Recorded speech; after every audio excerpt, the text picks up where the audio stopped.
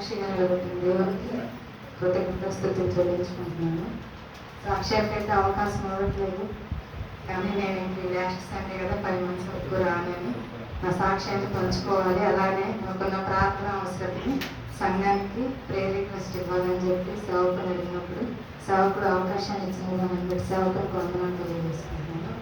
మా బాబు బర్త్డే విషయంలో సాక్ష్యం చెప్పాను లాస్ట్ ఇక్కడ. అయితే జూలైలో బాబు బర్త్డే, ఆ మంత్లోనే దేవుడు సెకండ్ టైం కన్సీవ్ అవ్వడానికి కృప చూపించాడు. బాబుకు 1 ఇయరే. సెకండ్ ప్రెగ్నెన్సీ అయితే మేమైతే ప్లాన్ చేసుకోలేదు, మరి దేవుడి ప్రణాళిక చిత్తం ఏమైందో మాకైతే తెలియదు.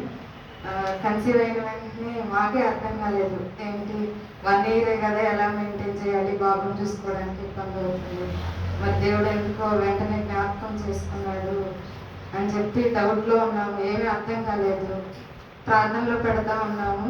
అట్లానే మనసు గడిచిపోతా ఉన్నాయి. చాలామంది అన్నారు కూడా, కొన్ని డేస్ ఆగాల్సింది కదా, ఏంటి వెంటనే బాబుని ఎట్లా మెయింటైన్ చేయాలంటే ఇబ్బంది కదా అని అయినా ప్రార్థన చేసుకుంటా ఉన్నాము. మరి దేవుడు ఇప్పటి వరకు నడిపించాడు. నాకు ఫస్ట్ 3 months అయితే ఇక్కడే ఉన్నాను, చాలా ఇబ్బందికరంగా ఉండేది. 24 hours నేను రెస్ట్లోనే ఉండేదాన్ని. నాకు ఫుడ్ చేసుకోవడానికి కానీ, ఇంట్లో పనులు చేసుకోవడానికి కానీ చాలా ఇబ్బందిగా ఉండేది. కానీ నేను బాబుని కూడా చూసుకోలేకపోయాను. నాకు అంతగా సిక్నెస్ అనిపించేది ఫస్ట్ 3 months.